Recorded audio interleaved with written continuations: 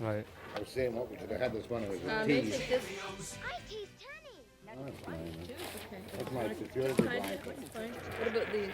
Yeah, I need them both. Okay, put in here, no problem. What about this? It's on the horse.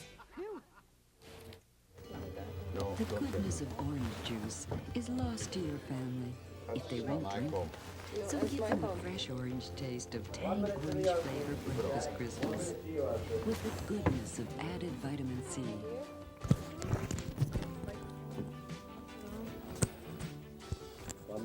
When it comes to crystals, Tang tastes best, and the others just don't compare. The best taste is Tang.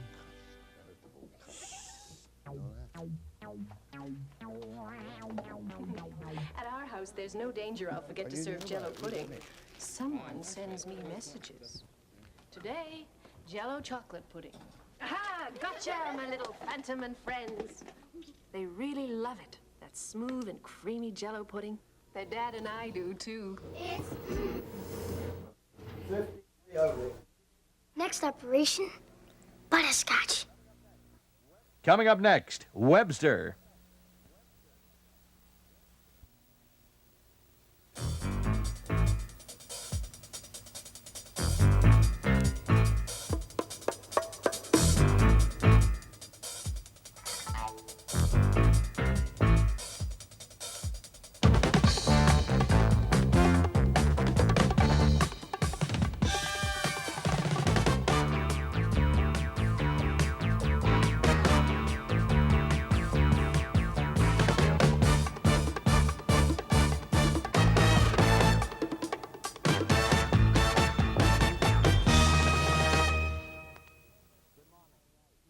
Good morning.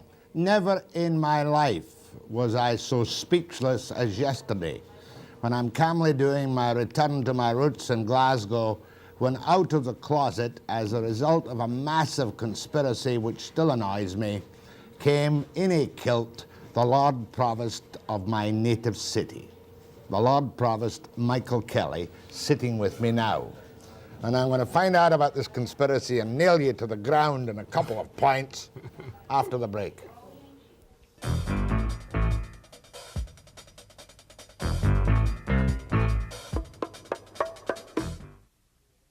With me is Lord Provost Michael Kelly of Glasgow. And Lord Provost, when did you get into Vancouver, in fact? In fact, Sunday night. How did you manage to keep it a secret from me with all my spies around town between then and yesterday morning, a few minutes after 10 o'clock, when in your kilt, of all things, you popped out of the closet? I turned your spies. They're now counter spies. Oh, you British are good at doing the double agent Working bit. for me, a touch of the John le Carre. But Warnock Kennedy knew about it. Yes, he hid me in the PNE. Warnock Kennedy is a Vancouver alderman. And it's surprising, but God bless him for keeping the secret, because if I'd known you were coming, it would have been a different program altogether. Now, I'm glad you came. Thanks, And Jack. I'm grateful for you and your wife to come. Well, we're glad we surprised you, because we've been told that you'd never been surprised at all in the air. Well, I've been surprised, my neighbour, but never so speechless at a surprise. Now, down to business. You're probably one of the most important municipal elected people in the United Kingdom. Would you concede that? Well, the Lord Provost of Glasgow is an important post, yes. But why are you not elected to that post? Here we run elections, and there's a great brouhaha in Vancouver about it just now. We run elections for aldermen at large to cover the entire city. And so the mayor is chosen like an American president, you might say, by all the electorate. What way do you do it? Well, it's an indirect election with a ward system. We have 72 councillors elected to the City of Glasgow Council, and from the councillors the Lord Provost is chosen. The majority party picks it. In other words, it's a British parliamentary system whereby the man who has the confidence of the largest group becomes a Lord Provost. That's right, yeah. Does that mean, though, that when does your term expire? 84, May 84. Well, in May 84, you'll mount a campaign within your group and outside the group to go back again as Lord Provost, the Lord Mayor of Glasgow. Technically it's possible to do that, Jack, but it's never been done. The Lord Provost traditionally serves one term and then retires. Why, is that not a bad thing, though? Does that not mean a lack of stability for the same informed spokesman for the city? The tradition has simply grown up that you do your one term In a sense, that allows you to rise above politics, I think. If you were going to do a second term, then presumably you'd spend your last year politicking to get back in. So it frees you to a certain extent from party politics and allows you to speak for the whole city. I suppose. And now, don't want to go back to the bad old days of my time, but what about today? Glasgow was the centre of the British Empire's industrial heartbeat. It is no longer. Is this not a sad thing for the city of Glasgow to go from 1,200,000 people, although it looks great, down to 800,000? Yeah, well, I think as you said yourself yesterday on the film you did in Glasgow, the reason that we reduced the population was because of overcrowding and bad housing conditions. You know, the city just sprung up in the 19th century because of the industrialisation, and we had to do something to tackle that problem. So deliberately, new towns were created, East Kilbride, Cumbernauld, Irvine, to reduce Glasgow's population. You mean you said to these people, you will leave these slums, they are condemned, or this bad housing, you will go there? There was no direction. It was an offer of better housing. And it worked. People gladly accepted it, and the new towns are working. But one of the threads of feeling I got in Britain, both in Scotland and England, this past summer, and it seems now 20 years ago, was that the nation can't stand the cost, the vast cost of publicly subsidised housing. Well, the question of public expenditure, of course, is one that looms as large here as it in North America as it does in the United Kingdom. We're now really talking about national politics and national economic policies. That brings us on to, you're talking about the declining industrial base in Glasgow. Well, the old industries, of course, have gone. Shipbuilding is a much, much smaller industry than it was in your day in Glasgow. But we're trying to change the base of the urban economy. What we're trying to do is attract the new, higher technology. Well, if I were a Tory, I'd say to you, and there are many Tories in Glasgow, the shipyards, of course, and everything else were throttled by the repressive, restrictive practices of the aggressive Scotch trade unionist. Restrictive practices were one factor in it, but competition, particularly from Japanese yards, etc., and other worldwide economic factors were much more important than that. You've put your finger on the question of industrial relations in Glasgow. I was at a trade mission in San Francisco Chamber of Commerce. The international president of Levi Strauss stood up and said, "We have no better production records than in our firms in Scotland." That's surprising, isn't it? Well, it surprised me, but I was delighted to hear it from him. If I'm a taxpayer in Glasgow, though, how much do I pay towards what is regarded, you know, by some of the people that live in the fancy neighbourhoods, as a bit of a racket, the subsidised housing with low rents? And you still are at non-economic rents and public housing, are you not? That's right, yeah. Is the straw that breaks the camel's back. Can Britain ever get away from that? I don't think it's the straw that breaks the camel's back at all. I mean, we have got in Glasgow 16% unemployment. How much? 16% unemployment in Glasgow. Something like 60,000 people are unemployed. And that's a gigantic leap in the last year and a half. I think that's a much more serious economic problem for Glasgow. And we can't solve that in the city. We don't have the powers to solve that in the city. That's got to be solved by national economic policies. You've only got the powers to tax because you raise much of the taxes for the subsidised housing. Well, we have rates or property taxes, but a lot of the money is provided to by central government, and they're cutting back in that. But I don't think you can say to people who have just recently been made unemployed, been given a savage reduction in their income, we're going to put your rents up. Although the rents were increased by us, something like 20% last year. But they're still heavily subsidised. They're still not economic rents, but as I say, I'm not going to ask people who are living on unemployment benefit to pay that much extra in rents. Listen, what are your politics, Lord Provost? I'm in the Labour Party. So you're Social Democrat, as we would call it in this country. Well, we wouldn't call it that in the UK because that's the new party. Oh, you're a supporter of the old Labour Party. Aye, sure, the Labour Party that you remember. Aye. Well, does this mean that the new Social Democratic Party, which is a split from the Labour Party, is going to ensure the continued victories of Maggie Thatcher, the Iron Maiden? That is the question that we can't answer till 84. I don't know how the election's going to go. I mean, obviously the government is unpopular at the moment, particularly in Scotland, but Margaret Thatcher didn't win many seats in Scotland. So what happens in Scotland doesn't really count because she depends on southeast of England, London, etc. Is Maggie Thatcher a political disaster from your point of view? Do you want a long answer or a short answer? Short, sharp summary. Yes. Simple enough, Maggie Thatcher should be thrown out. Well, she's not doing Glasgow any good. No, but there's more than just not doing Glasgow any good. Well, your attitude. but I'm speaking for Glasgow, Jack. As I said at the beginning, I have to rise above party politics to a certain extent, and I feel qualified to speak about the effects of national policies on Glasgow. And our policies have caused you a sharp jump in unemployment up to 16%. Yeah. Do you happen to know how much you get on unemployment insurance in Britain? Something like with the average family and children, something like £50, £60 a week. 50, 60 pounds Yeah. a week. Livable. Well, no, Barely. I would doubt that. Yeah. You're going to get a chance to talk to Lord Provost this morning. There were thousands of you yesterday who couldn't get through, but I'm going to have another short segment with the Lord Provost after the break.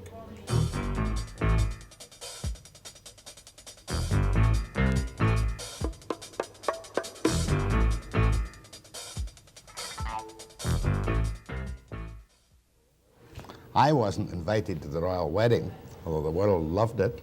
Were you? No. Did you want to go? Oh yes, very much. But after all, you're a Labour Party man. How could you possibly be in those terms? My father had no time for royalty. Are you a royalist and a monarchist and a Labour Party man all at the same time? Yeah, certainly I'm a monarchist, yeah. I think that the monarchy provides the one unifying force in the United Kingdom just now, and it was never shown better than on July the 29th.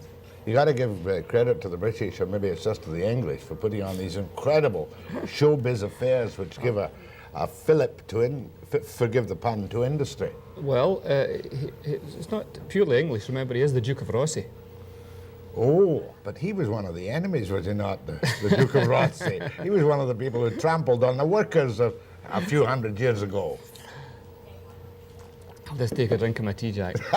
What did Glasgow give in the way of something or other to Charles and Di for Right. the wedding? Well, we wanted to do something special because the royal wedding had caught the imagination of most people in Scotland as the way it caught the imagination of people here.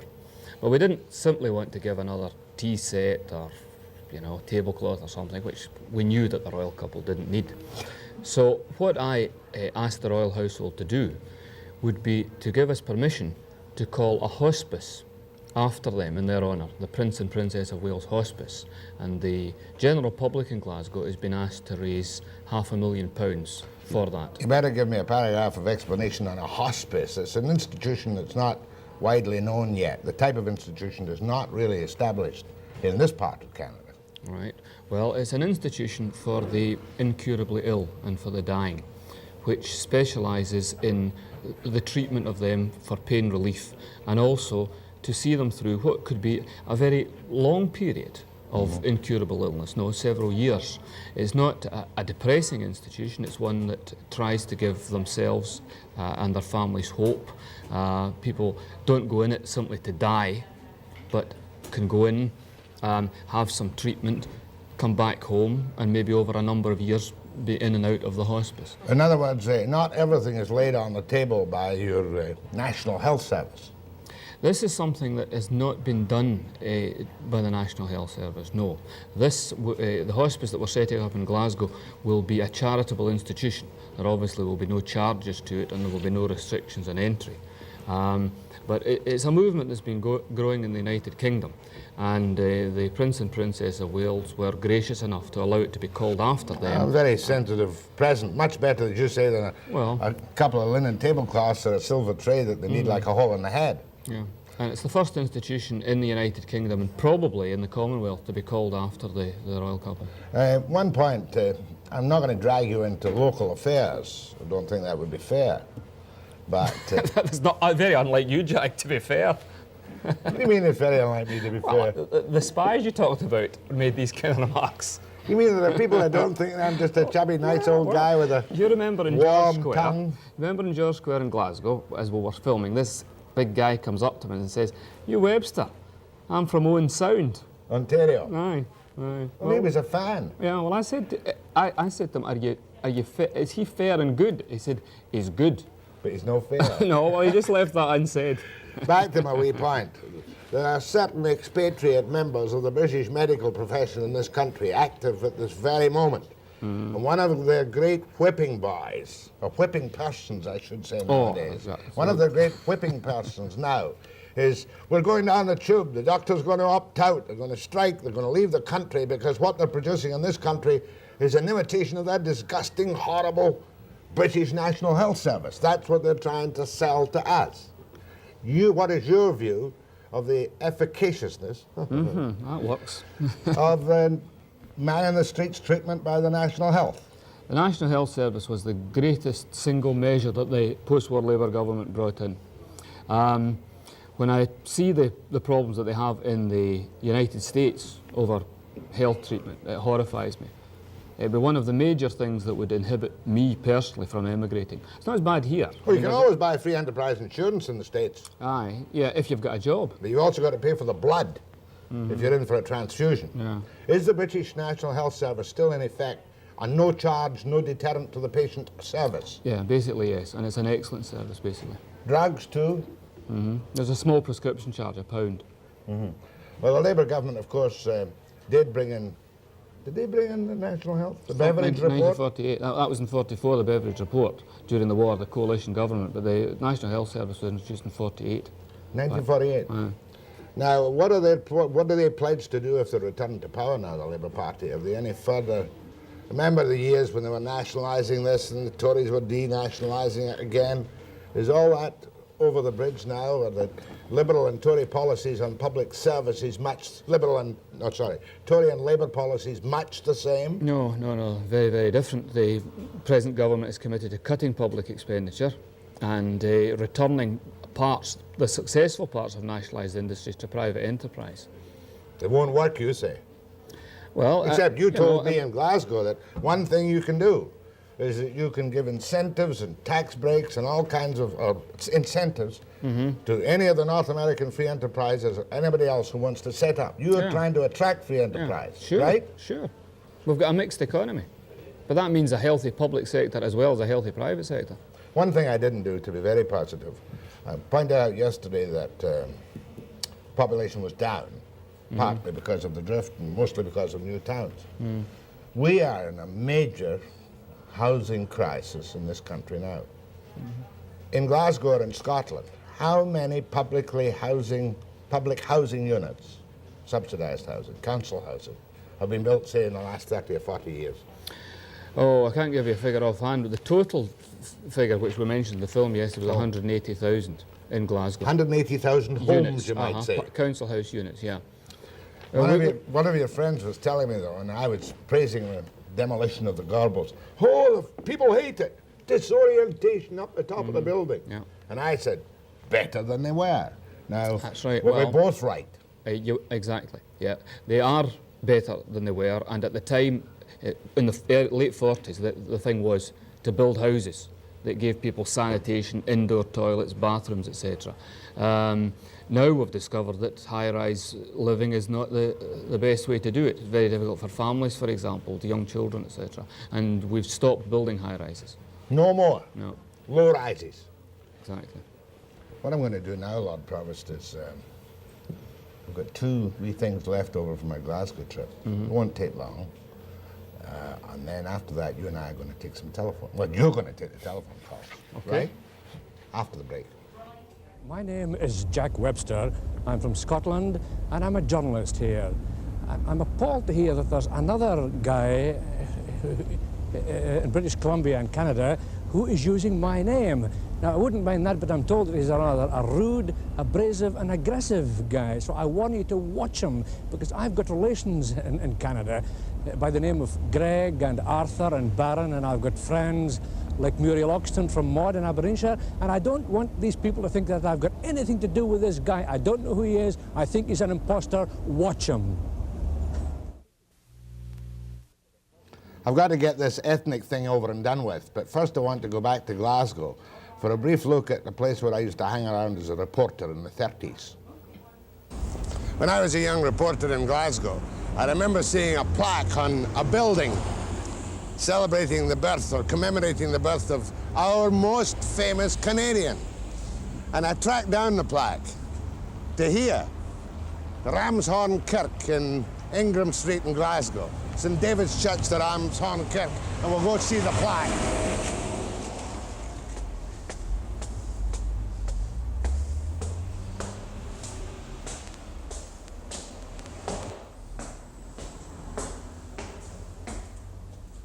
The most famous Canadian, of course, I'm talking about, and he must have been turning over in his grave during the constitutional crisis, is John A. Macdonald.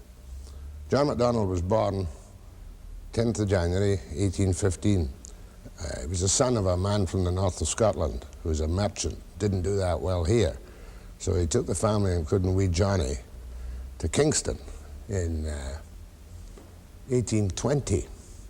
So John went to school till he was 15 in what was then Lower Canada, and left school at 15 and twice became the Prime Minister. And very few Canadians realised that Sir John A. was a Glasgow man.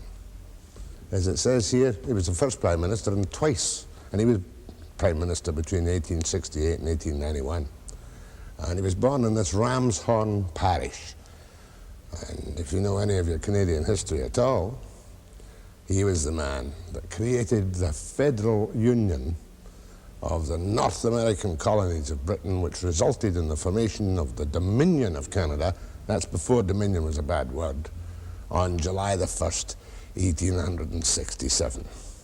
Quite ironic, it says, at his death, Canada's autonomy, based on rapid economic development and a close British-Canadian relationship, was assured. This was supplied, by the way, this plaque, replacing the little one at the site where he was born, which has been long lost, by the Archaeological and Historic Sites Board of Ontario. This church is 273 years old. Beautiful stained glass windows, gorgeous pews with umbrella stands, and famous for two other things. Jean Langelier, Madeline Smith's victim, is in the graveyard, and Burke and Hare, the famous body snatchers, raided this graveyard in the bad old days a couple of times for bodies for medical students. It's actually about 50 years since the original building where John A. Macdonald was born was destroyed, and now it's occupied by a department store. 44 Brunswick Street, the back of the department store, A. Goldberg's and Sons.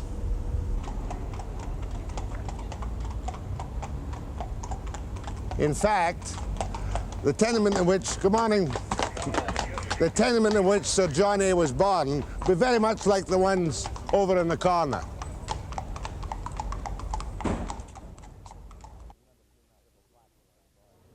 Yeah, I always remember seeing that little plaque when I was a boy. Now, next we're going to go back to that fellow with a funny accent who comes from somewhere in the north of Scotland. And you've got an idea of what it's going to be about, but we're in George Square. When I was a youngster, before the war in the 30s, we had Times, Herald, Bulletin, the Record, the Mail, the Express. What else? Scottish Daily Mail? Yes, exactly. And now, of course, the Evening News is gone, the old Bulletin's gone, and by good luck, there is one new paper come out this week.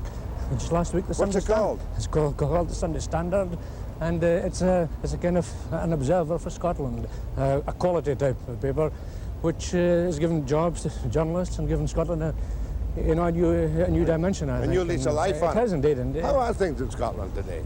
Well, the recession. No, it's bad. It's very bad indeed, and the recession is biting harder here than in most places. Do you agree with me, as an old newspaper man, I'm the old newspaper man, that despite the politicians, the country will survive? Well, I think that's it, you know. In places like Aberdeen, they say that oil will change the character of Aberdeen. I don't believe it. The Aberdonian will change the character of oil before... What is your name? It is Jack Webster. I'm Jack Webster. And I'm Jack Webster. You have haunted me for, I suppose 12 years or more. Well, you have been doing the same to me, because I've been having... Any matter? I've been having Canadians coming in here saying, where the hell is this man from Vancouver, Jack Webster? I said, please, for God's sake, don't confuse me with that Jack Webster. I said, he's a rude, or so they tell me, he's a rude, abrasive, aggressive guy, and I'm such a gentle and nice kind of fella. Do you have a middle name? I have indeed. It's Baron, and I've got relations in Vancouver called Baron. How do you spell it? B-A-R-R-O-N. And Carry on. And Arthur and Greg. They are all around there somewhere. Now, you're a Webster for Aberdeen. That's at Aberdeenshire, yes. My name is John Edgar Webster, commonly known the worldwide as Jack Webster. Yes. It's funny we should both be Isn't it strange, newspapermen, yes? come into Glasgow, look at It's a your newspaper, and coincidence. here's a byline on page 1 by Jack Webster. It's a coincidence. Anyway, delighted to meet you after all these years, Jack. Well, a pleasure. I've only got one small request to make. Yes? How about changing your name? You're a hell of a man. Will the real Jack Webster please stand up? The real Jack Webster. How old are you? Come on, answer the question. I'll be 50 this year. 50? 50 this year. Who looks younger? The 50-year-old Aberdeen reporter now in Glasgow, or the 63-year-old wee portly fellow from Vancouver, British Columbia? Well, I know who's got more hair anyway. Well, It's a you've got club more here. brains. My thanks, Jack Not Webster. at all, Jack. It's a pleasure. I'll tell you this, Lord Provost, we had some good fun on that trip. Much of it thanks to you, too. Talk to Lord Provost of Glasgow after the break.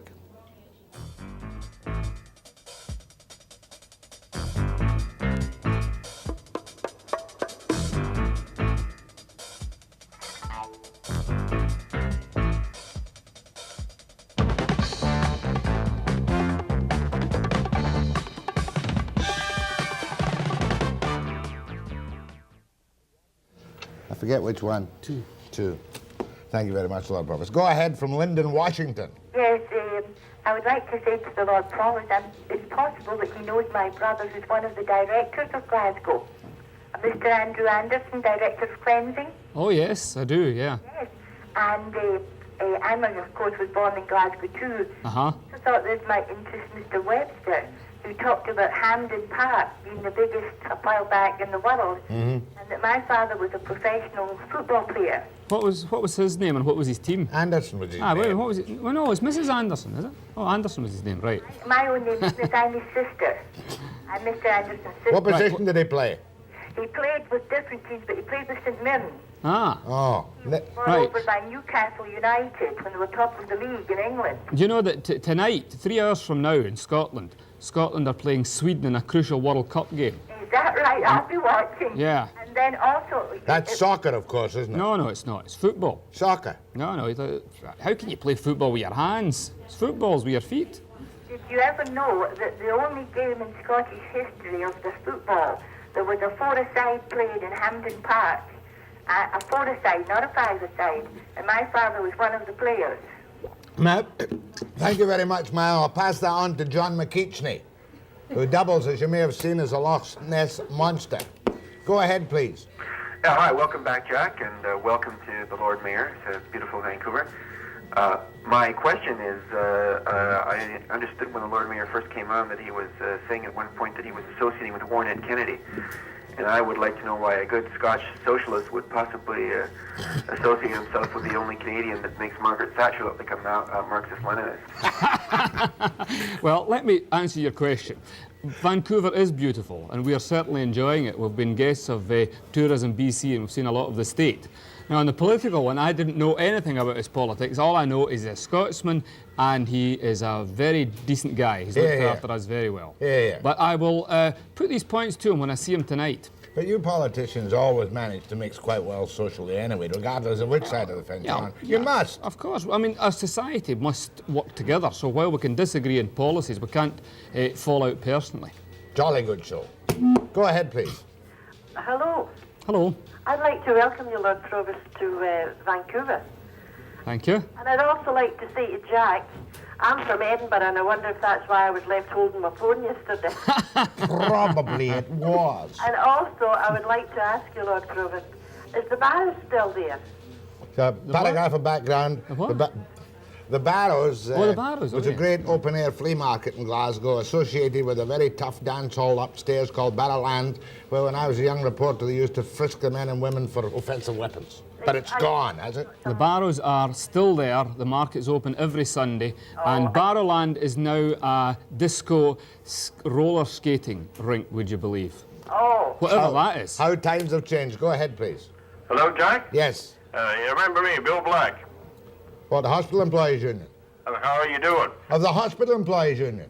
No, I was with the CBC there on security. Yes, Willie, ask a question to Lord Provost. Welcome to Canada, the Lord Provost of Glasgow. I've been here since I was 15. And I've always thought of going back to see my old friends in Glasgow, but actually I stayed out in Scotstoun. I did it for you. You will? Yes, I will do. It's nice to see you folks on TV, and I wish you both of you the best of luck. Thanks very much. Thank you very much. I think I pointed out your age, did I not, Lord Provost? Oh, yes, you underlined it. 40. Mm-hmm. Professor. And holding. Yeah. Academic. Yeah. Economist. Yep. Mm-hmm. Go ahead, please. And a braw bonny lad he is, too, Mr. Webster. Your Lord Provost, I mean. Mm-hmm. Would you be so good, sir? How does one address a Lord Provost? Very, very formally. Oh, my Lord Provost. On bended knee. Excuse me? On bended knee. Oh, my gosh. Just a moment here. Bended knee. My Lord Provost, what the heck do you do? Well, I sit and I'm paid homage to people on bended knees at the other end of phones. He's the mayor of the city. Roughly, I see. Why are you called a Lord Provost? What is the derivation of the title? The title, he is saying to himself, is a Scottish title equivalent of mayor, but it combines the functions of mayor and lieutenant governor, because as well as Lord Provost of the city, I am Lord Lieutenant of the city of Glasgow and the Queen's representative in Glasgow. Would I be correct in saying it's probably a legacy of the Old Alliance, being a French word? No, I don't think so. Not correct. No. My Thank you, ma'am. Oh, I'm sorry, I was a wee bit too quick. Go ahead from Victoria.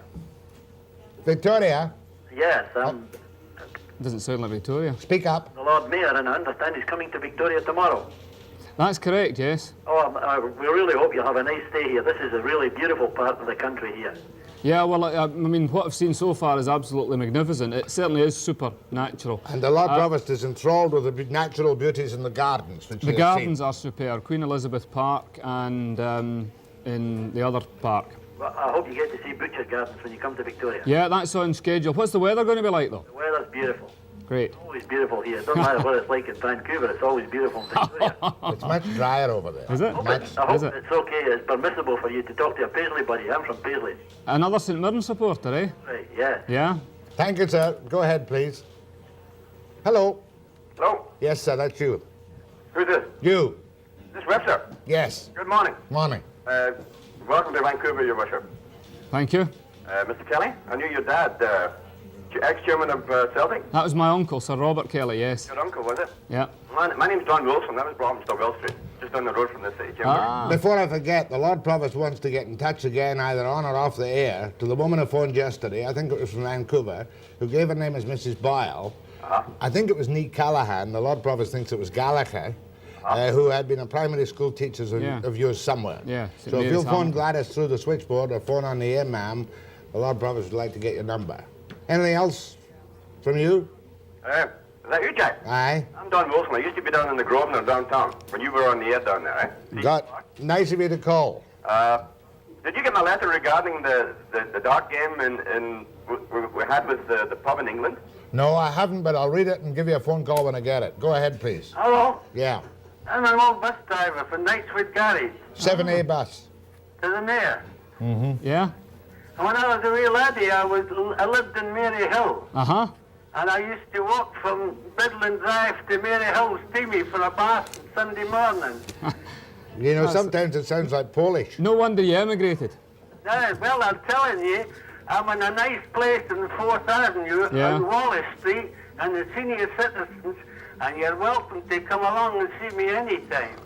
Thanks very much. In October, but I'm still tough as Webster is. Oh, he's not very tough. Clever. I'm very much obliged for your call. Maybe you'll not see the Lord Provost, but he would have liked to have. Oh, yes, very much. Much obliged. You know, no serious questions. That's as it should be. Do you think so? Oh, yes. I generally tend to get a wee bit hard-nosed in questions, but this is a social occasion this morning. Yeah. Tell me to relax. Relax. After the break.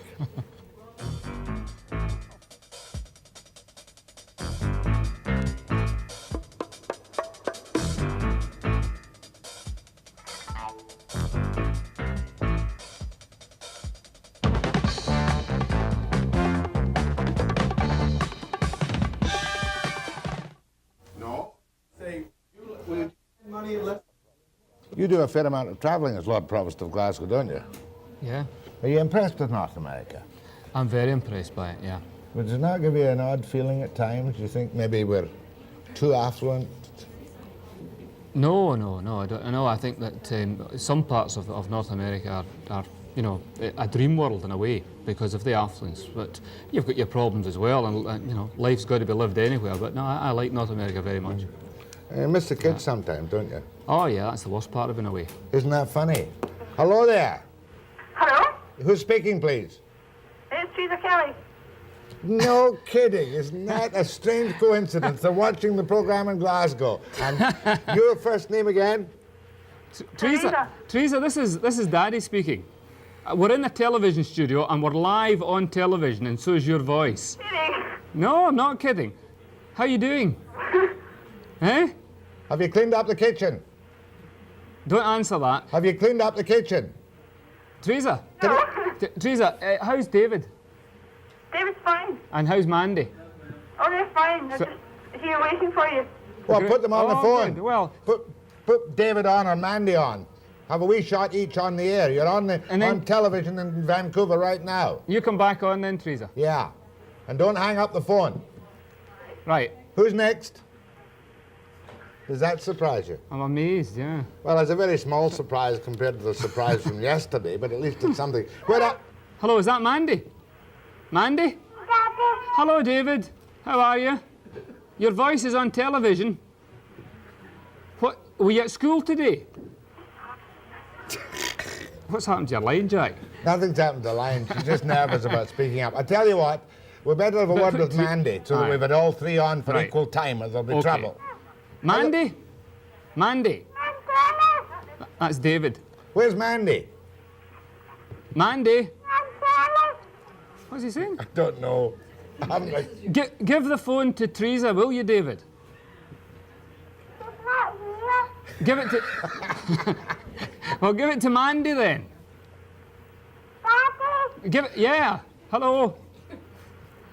Daddy. Yes, what is it, David?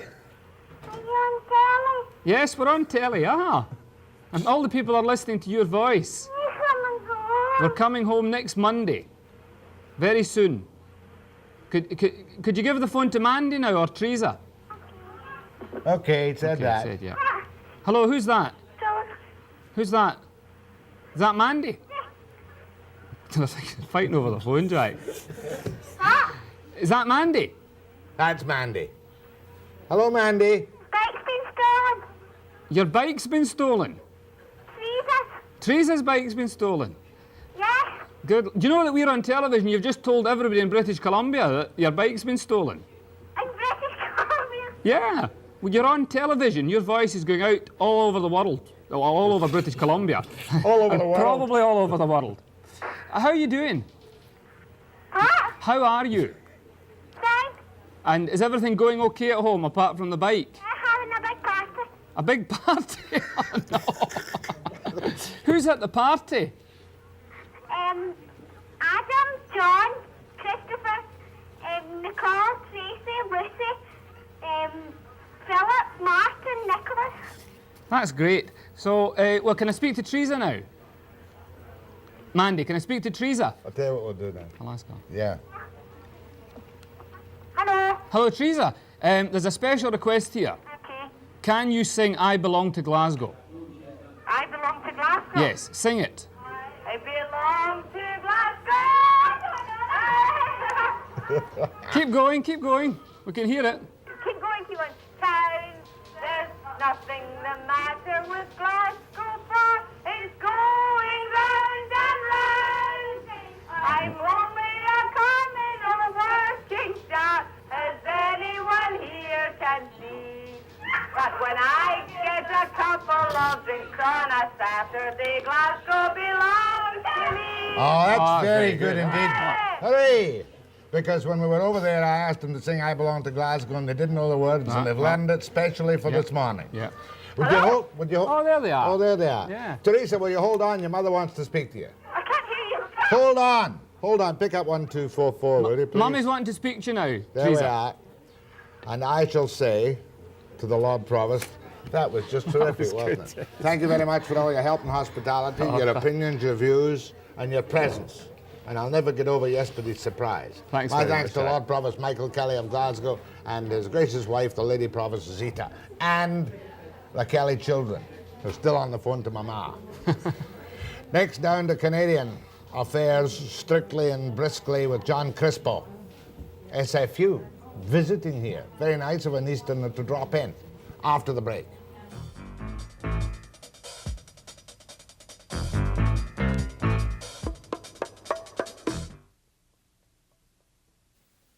Bill comes up.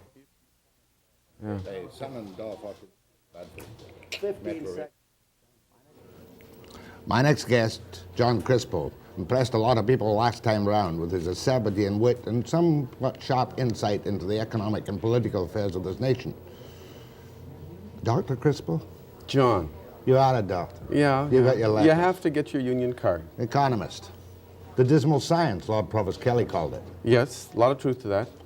John Crispo is now a Chevron visiting professor of management and industrial relations, is that right? Well, it's really, the title is the Chevron Visiting Professor of Management. For 1 year. Simon Fraser University. At Simon Fraser University. Yes, sir. They've decided to inject some fresh blood into their thinking at Simon Fraser.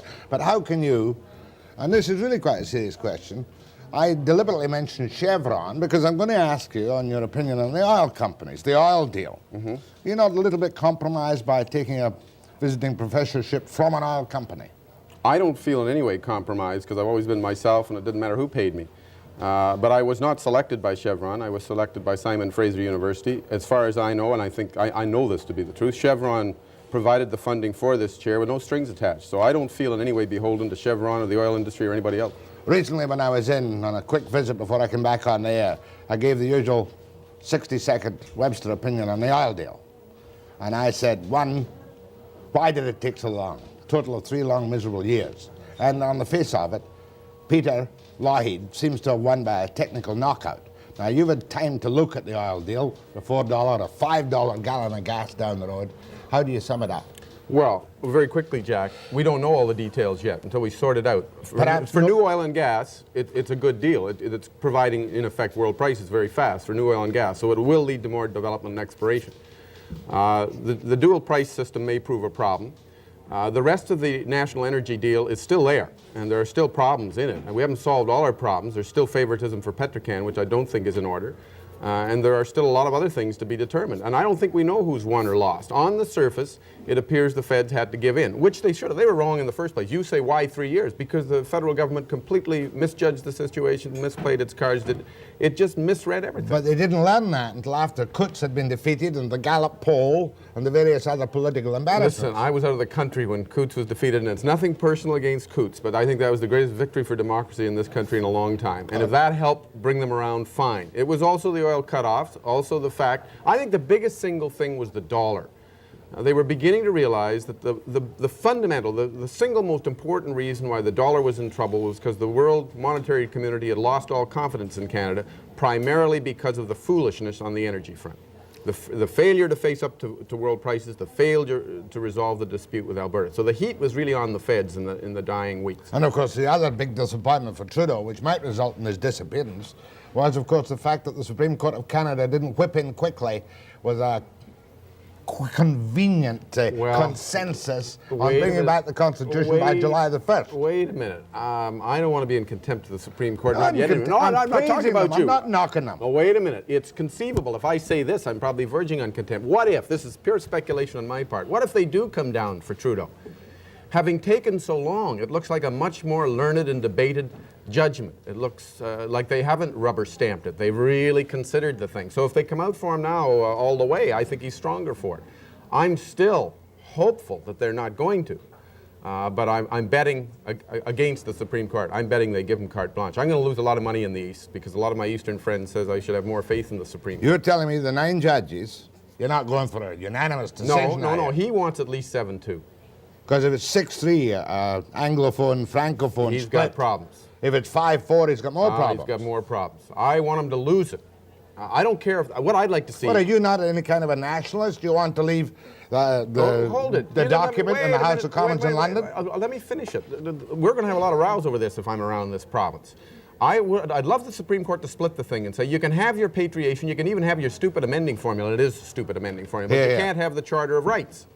And the point I make, and I have made all along, it is absolutely intolerable in our federal provincial system to change the Constitution without at least, and I stress, at least a majority of the provinces representing a majority of the people in concurrence.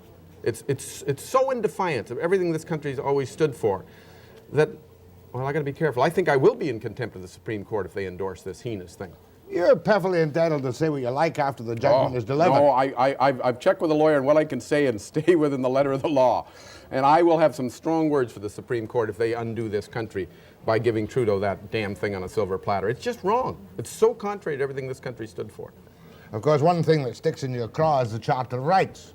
Well, I'm very upset about the Charter of Rights. I come back to the Supreme Court. There are many reasons for being upset with it.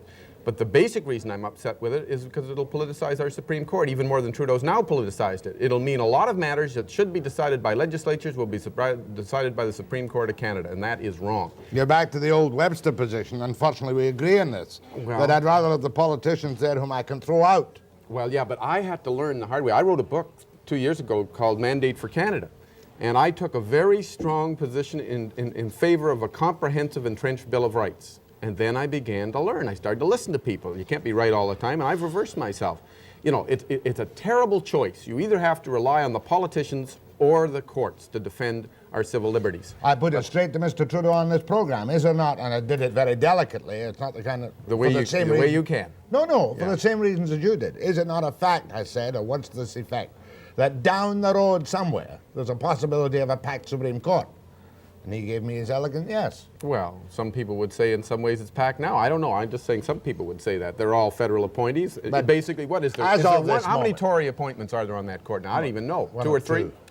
As of this moment, the Constitution doesn't matter a dash to the men and women sitting out there. No, and it won't, even when the decision is handed down. In the long run, they'll begin to realize it, because we'll find out that every time we've got an issue to be decided in this country, it'll have to be resolved by the Supreme Court of Canada. I don't want the Supreme Court of Canada, for example, deciding when minority language rights for education should be made available. Where numbers are reasonable. Or when provision should be made for disabled people. Conceivably, the Supreme Court of Canada will end up with all those decisions. They're not elected. They're not there for that purpose. It is just plain ordinary wrong.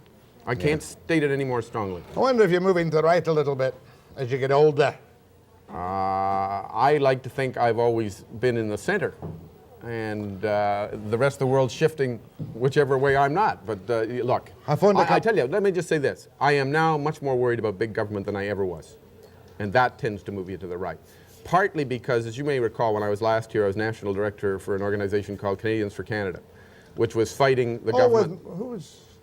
Was McClelland with that? No. There were all sorts of groups around. This was a group that started in Calgary and spread across the country. And we were fighting the government on the Constitution and on energy. One of the most frightening experiences of my life, and I think I can say that, I do tend to exaggerate at times, but it was frightening, was to find out how the tentacles of government reach everywhere in this country.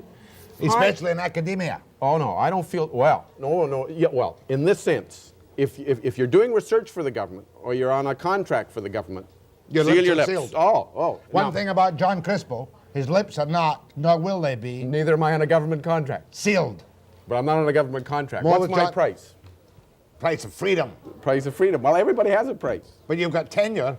I got tenure. Not at Simon Fraser. I'm only there for a year. But it does give you, if you use it properly, freedom. That's the only reason for tenure. And the unfortunate thing is a lot of people aren't using their freedom and they don't deserve to have the tenure. Webster and John Crispo after the break.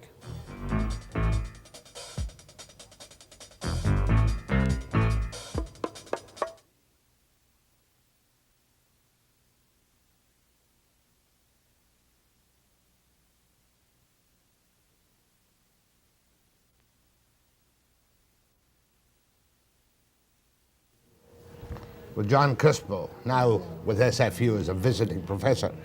John, the thing that really worries me most of all, and while I was out of touch during the summer, it didn't grab me until I got back and phoned the credit union people and the banker people, and I found that while real estate prices are slumping, let's be honest about it, our transactions are slumping. To qualify straight up for a mortgage of $110,000 on a $150,000 average home, I need an income of $80,000 a year. Yes, yes. How long can this go on? What can be done about it within the terms of our society without going egalitarian bureaucratic socialism? Well, if you want to get pessimistic, you can argue it'll keep going on, and indeed this is true, until we come to grips with inflation or turn ourselves into a real downturn. But, you know, people are bellyaching about the rates, and I don't blame them. That's why they're asking for more money in their wage packages. I think that's the driving force behind a lot of union militancy right now, people having to renew mortgages.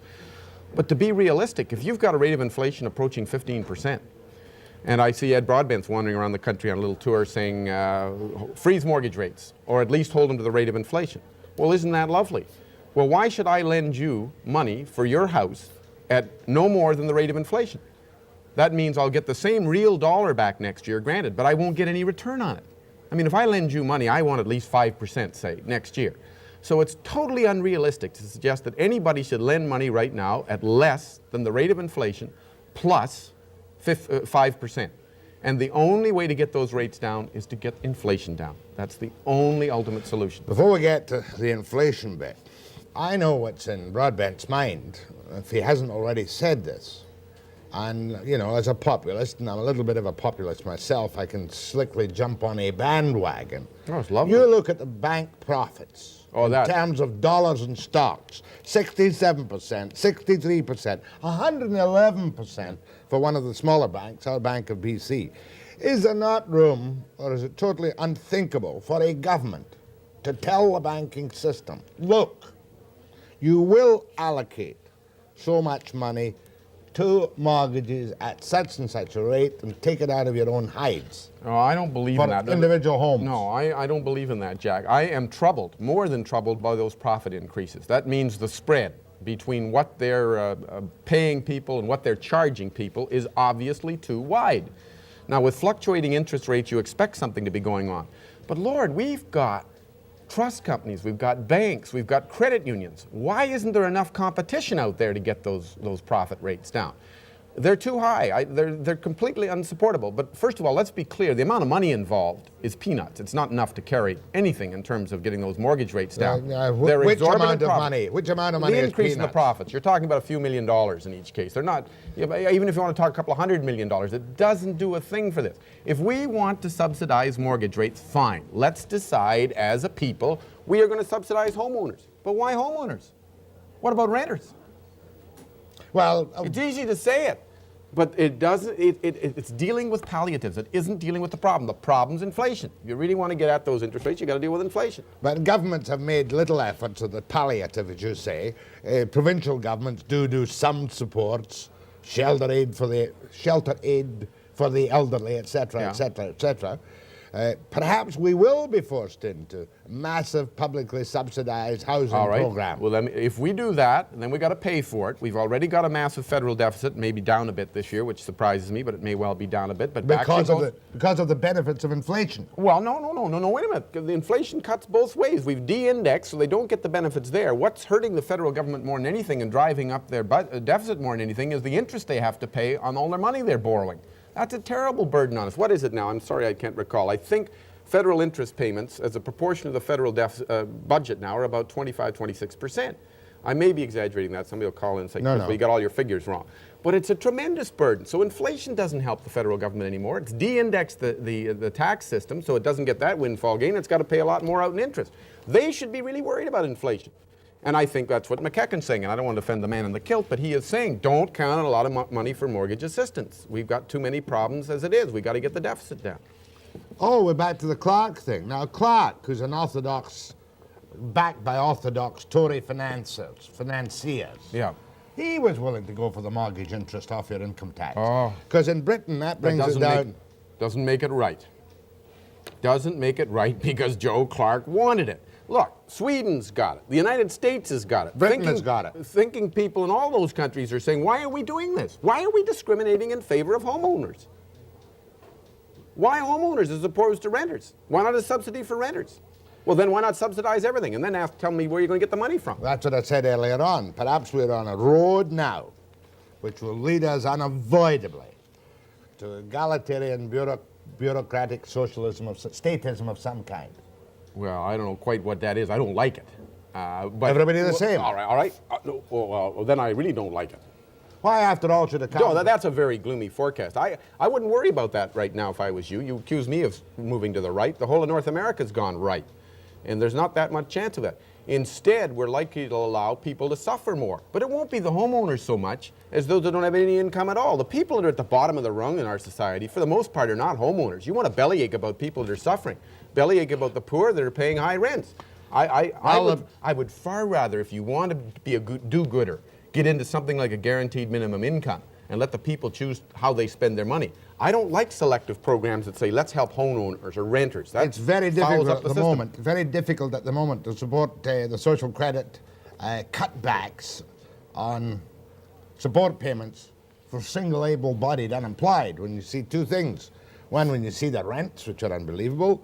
Two, when you see the interest rates are unbelievable. And three, when you see how well the union people have, comparatively well, the union people have done in this summer settlements. Mm-hmm. So what do you do?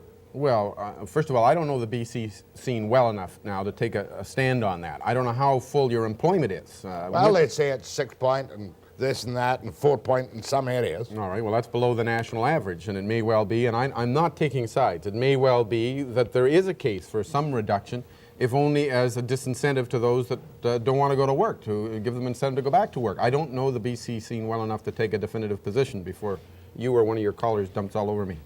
No, as a matter of fact, neither do I. I've seldom been so mixed up in my own simplistic thoughts as I am this year because of this. One of the bankers was telling me, of course the mortgage rates will go down. But in the meantime, if you want to support your mortgage and it's coming to an end, get a short term. Credit unions will give you a short-term 6-monther at 21.5%. Well, it all depends on what you think is going to happen. If you have absolutely no confidence in our government, and some people would take that position, at times I take it, and you think we're not going to come to grips with the inflation problem, we're not going to exercise any self-discipline or restraint in our system and get this thing under control, then you should be very gloomy. I'm not there yet. Let's wait and see what they do with their budget. But that's in October sometime. But there's you wouldn't say the political scene in this country was particularly promising at the moment, would you? Oh, no, I'm terribly troubled by the political scene. Nothing is more troubling in this country than the absence of alternatives. We don't have a credible opposition party at the federal level. We don't have a credible opposition party in many of the provincial jurisdictions. There's really no choice. Now, there's a very interesting move in the NDP right now. Haven't read my Globe. Bob Ray. Ken Thompson's national news. Ken Thompson's we should get onto that one day. We should do the media one day. But has Ray defected from the National Party? He was a finance critic. Well, anything I say about Bob Ray is suspect because he's a former research and teaching assistant of mine. He denies that, and in Ontario I deny it, but out here I can say it, okay? Yeah. So Bob and I are old friends. Well, we're old friends, and I don't know what he's doing. Give us a picture first, though, on the NDP. I mean, Broadbent and Blakeney were rather divided in their views on the Constitution. Yeah, I'm with the western wing of the NDP. I don't belong to any party, as you know. I'm absolutely incapable of that degree of loyalty. And given what you have to be loyal to in our parties, I don't know how anybody with a mind or a soul could be loyal to them. But the NDP was so wrong nationally on the Constitution and indeed on energy policy. They were wrong in everything. And Bob Ray was back. You see, it was Broadbent and Bob Ray, the Ontario axis, not thinking about the country again. And yet Bob has a lot of talent. I wouldn't knock him. He's a very able guy. He could go a long way. And this is a tremendous gamble for him. I don't know whether anybody can topple the gamble being that he's quitting the federal scene to run for the leadership of the NDP party in Ontario. I'm sure he'll get the leadership. The question is, what does he do with it? How can the NDP go anywhere in Ontario? I don't know. I mean, he could be another Stephen Lewis. He's got that potential. He could raise the flag and run her higher than Cassidy could. But it's a monstrous gamble for him on the national scene, because this is going to make him even more provincial than he's been, provincial in the narrow Ontario sense. And yet I thought he had a real role on the national level. I thought he jeopardized it with his position on the Constitution on energy. Now if he goes back into Ontario and gets into that narrow parochially Ontario venue. Oh, come now, not for me to defend the East. They're not any more narrow and parochial than we are in British Columbia. Well, I think in some ways we are, because we don't recognize the handwriting on the wall. You look at, we had a study done for the Canadians for Canada on trade flows in Canada, and it's just so obvious that Ontario, for example, needs the West far more than the West needs Ontario. Ontario doesn't realize its destiny lies in a prosperous Western Canada, and yet every position they've been in bed with Trudeau for so long now that you can't tell an Ontario Tory from a federal Liberal. And that is not in Ontario's long-run interest, because they're alienating the West. And I'm from Ontario. I believe in Ontario. I want Ontario to prosper. I know it can, but not by the positions we're taking. And let's be clear, the Ontario NDP backed Davis on both the Constitution and energy. Now, what's Bob Rae going to do? He might as well do the same thing. And then where is he nationally if he wants to come back? I don't know. Nice to come back. Cheery, crisp views from Crispo. And yet, when you look at the country and you look at the people, you don't see misery. Oh, no, look, go to the restaurants. Hold your breath.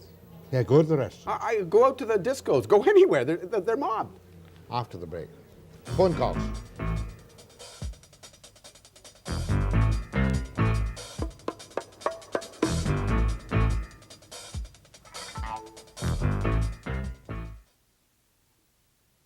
Minute to close.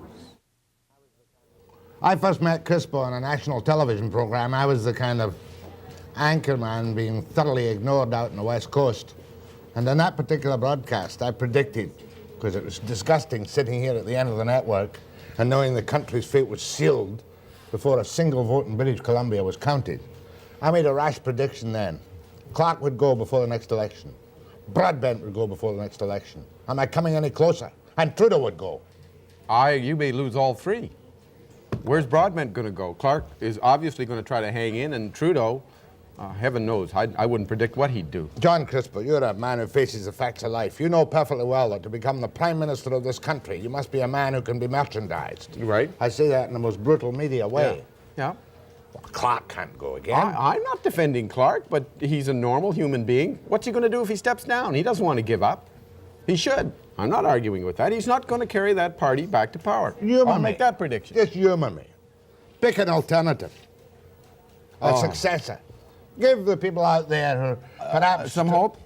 No. Something to chew on. Who is it in the Conservative Party, with inside or outside the House of Commons, who could at least win some seats in Quebec and Quebec? I would say, well, Mulroney you have to count in there. Lougheed, I wouldn't rule Lougheed out, and I wouldn't rule Crosby out. Mulroney? You mean Brian? Brian, yeah. Well, he wants it. He can taste it, but he wants it on a silver platter. He doesn't want to work for it. He is as fluently bilingual and as personally charming when he wants to be as Trudeau. Yeah. Oh, yeah. Well, look at the Tories committed suicide when they ignored him a few years ago. What about Crosby, the professional barefoot boy? Well, let me say, I got to be careful how I put this. I did a day-long seminar with Crosby for an accounting firm, closed, and I was terribly impressed. There's a lot there. That doesn't come out in public because he's a very bombastic sort of character. Of the three of them, putting in Crombie, the tiny perfect mayor. Oh, I forgot my old mayor, yes. Who's the best? Who's the best? I mean, from an analytical point of view, who's the guy who could do the best job? Forget the merchandising. No. But that just isn't the question of who's got the best mind, but who can sell his program the best. Who's got the best mind? Right now, I don't know them all as well as I should. I was very impressed with Crosby. Just one question, then I'll go to the phones.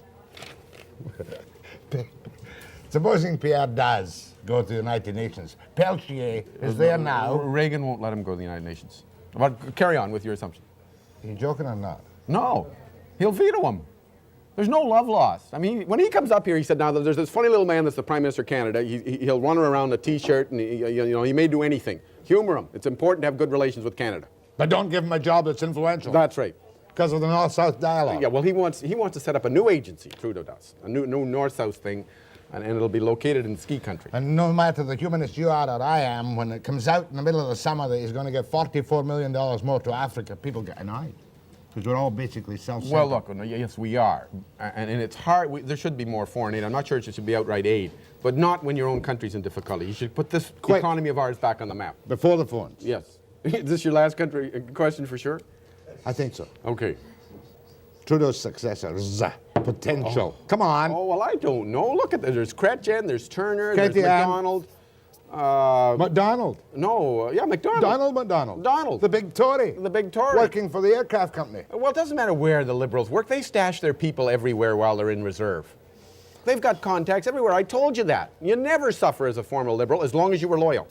If you weren't loyal, you got to make your own way. But Turner made his own way. I could give you a case history in that, but I won't. There are others, by the Chrétien, way. Macdonald, Turner.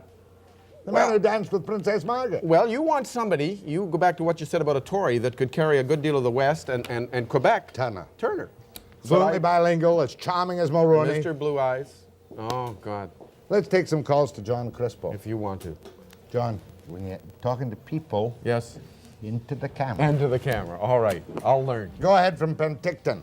Yes, I'd like to ask Mr. Crispo a couple of things. One of the problems I saw with, or one of the best points I saw about the federal oil thing was that it was, you know, we have abundant oil and that sort of thing. Wouldn't you agree that the main problem with that was the amount of oil that was in contract to the United States and being exported there, which left us with a deficit, and we had to import oil at world prices? Well, in part, that's the problem of pipelines and getting enough of it down east. We're in surplus in the west, but we're still in deficit in the east. So it paid to sell some in the west while we're buying in the east. Mm-hmm. And secondly, you know, I've been an economist too for a while, and I noticed that inflation seemed to stem from two main influences. One of them was land speculation. The other was the rapid increase price of oil. Well, I think in the case of land speculation, it's hard to sort out cause and effect. I think in the case of oil, there's no doubt that there's been a shock effect from world oil prices going up, and that's been what the economists would call an exogenous cause of inflation in What Canada. kind of cause? Well, an outside cause. Thank you. Okay. And then there are a lot of inside or endogenous causes, including, for a time, runaway money supply, a massive federal deficit, excessive claims by all of us on what we're producing in this country. And note I say all of us. I don't blame the unions. I mean, I don't lecture workers anymore because everybody else has got bigger hands and bigger feet in the till. You look at what other groups are taking out of the system before you lecture workers. So there's a lot of internal causes of inflation. Go ahead, please. Hello, I was wondering if Mr. Crispo thought that the Western separatist groups had any value in slowing down the centralization of the government and what seems to be Trudeau's move towards socialization.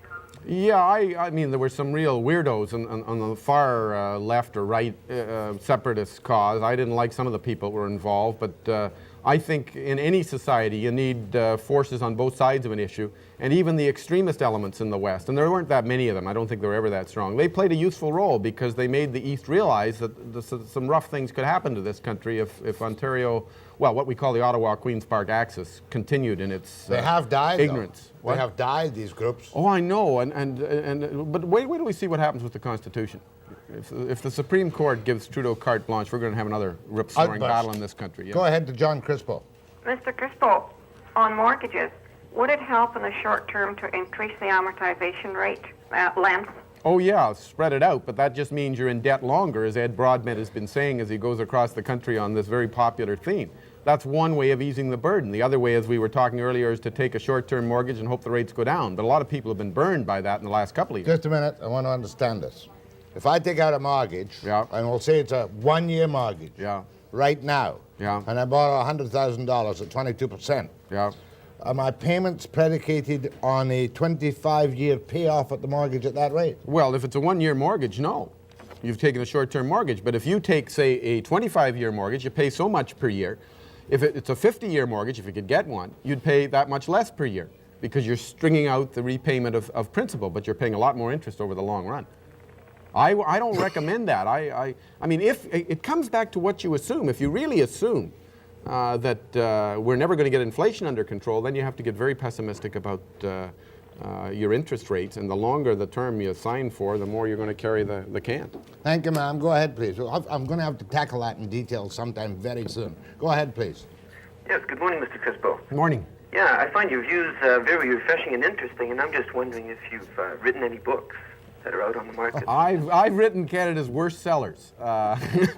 Name them. Nobody will buy them anyway. Oh, no, there's a couple of good ones. We name the good ones? Sure. Okay. Well, the last one was Mandate for Canada. It was wrong in 2 chapters, dead wrong. I was wrong on the Bill of Rights and wrong on the Senate. But the rest of it has a lot of useful ideas in it. Yeah. And I wrote an excellent little book, because most of them are lousy, so I can say that, okay? And I'm just wondering... Well, wait, I didn't tell you the name of it. If you're interested in industrial democracy in Western Europe, which is really describes all the things that are going on in Western Europe between labor management and government. And that was which one? Industrial democracy in Western Europe. Industrial democracy in Western Europe. Okay, and I'm wondering if you've ever given thought to running in politics. Oh, it's my first love. I'd love to be in politics. If I was an American, I would be in politics, because you can be yourself. You can't be in this country. I mean, you have a frontal lobotomy as soon as you go in. Yeah, you're not a masochist, a sadist, a No, masochist. but you won't take the whip. Look, no, let's be serious about this. It's the parliamentary system. It's called party discipline. You're a bloody eunuch. You got to do what the leader says or you're chopped. And I couldn't stand that. I mean, which of our leaders could you blindly follow? Okay then, thank you very much. As a matter of fact, it really is kind of sad. It is. There's no incentive. Take the whip or you're out. No, you know what they tell you?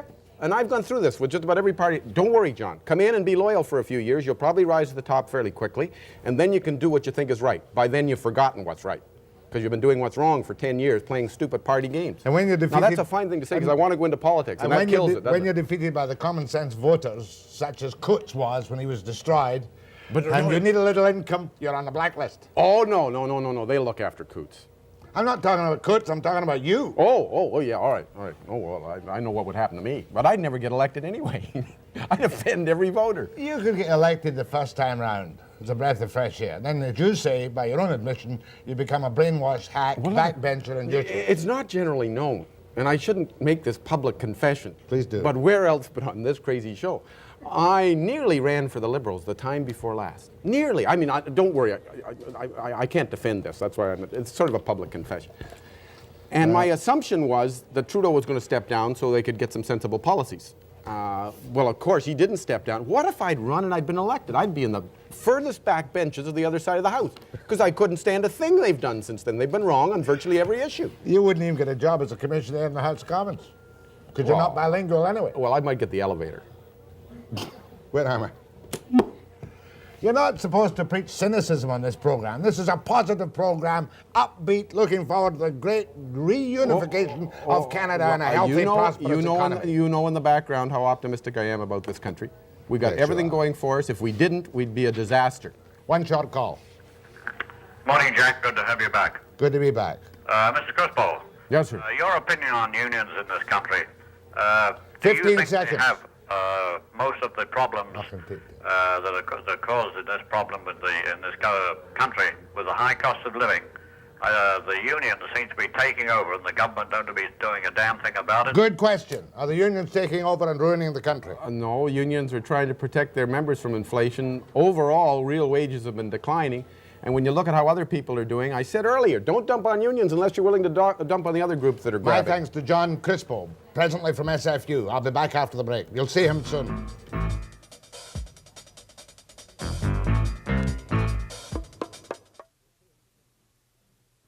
Suzanne.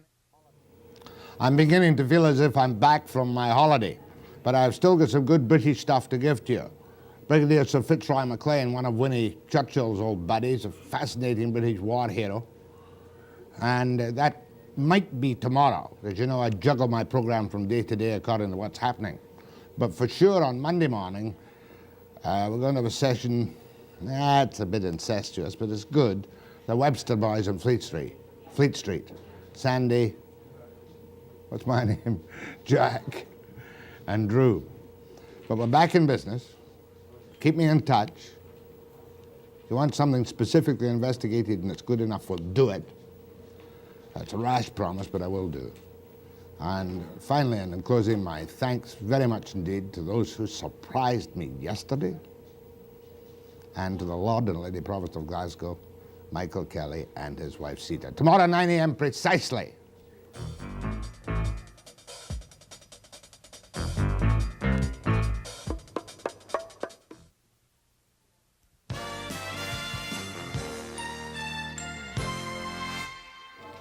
Remember, I'm going off to get in front.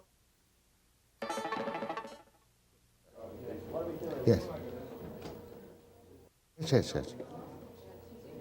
Yes.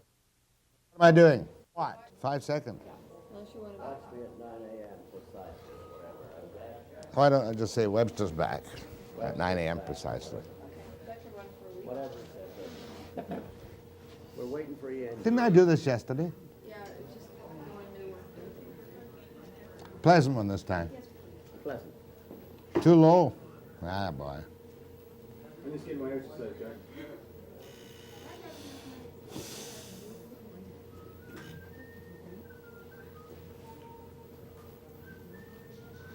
My hair okay? Your hair is beautiful.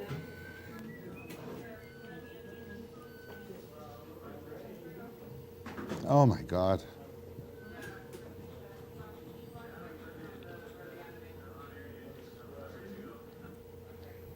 Oh dear, that looks You look all right. You look beautiful. You look. a bit higher, will you? Frame it a bit tighter. That's better. In 10 seconds. Don't look quite so elephantine. Webster's back. And guess what? At 9 a.m. precisely.